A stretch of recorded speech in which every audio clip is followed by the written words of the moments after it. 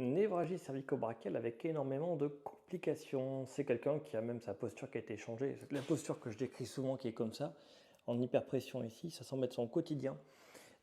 Donc là, c'est extrêmement difficile de revenir en arrière parce qu'il y a au moins 3-4 pathologies chroniques à soigner et il faut y aller progressivement. Donc quel est mon conseil en fait quand on est vraiment très avancé dans 12 ans de pathologie, là, comment est-ce qu'on fait pour revenir en arrière sur une névralgie cervico-brachiale, des migraines, des troubles d'équilibre, des vertiges avec une posture qui n'est pas bonne du tout? Eh bien, la réponse est évidente, il faut modifier sa posture, mais c'est pas simple. Et parce que ça fait très longtemps qu'elle est fixée dans cette position-là. Il va falloir revenir en arrière. Je t'invite à aller sur le lien qui est dans ma bio. Il y a plein de trucs, des newsletters, il y a des formations sur la migraine, la lombalgie, plein de trucs. Tu vois. Et dans ton cas à toi, si j'ai un conseil à te donner, c'est de commencer en fait par ton thorax.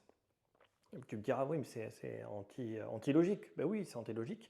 Parce qu'en fait, tu es comme ça depuis très longtemps. Et même si tu as très mal en fait dans ton bras parce que tu as une névralgie, que ton cou prend énormément de contraintes, l'exercice de la balle dans le dos sera sûrement le truc le plus rapide pour te permettre de récupérer. Si tu fais une recherche par mots-clés, hein, Gilou, balle dans le dos, c'est un truc que je parle souvent, tu vois. Ça permet de te redresser un peu.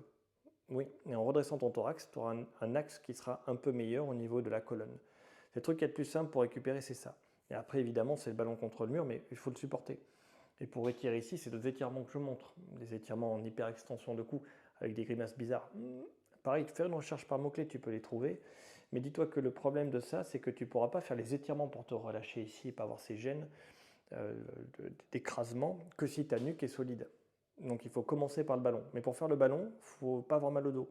Donc il faut commencer par la balle dans le dos. Tu vois, c'est ça en fait la complexité de ton problème, c'est qu'il faut jongler sur les différentes douleurs et je pense que le thorax va être l'élément central pour débloquer le cou, qui permettra de débloquer les douleurs d'écrasement que tu peux avoir devant.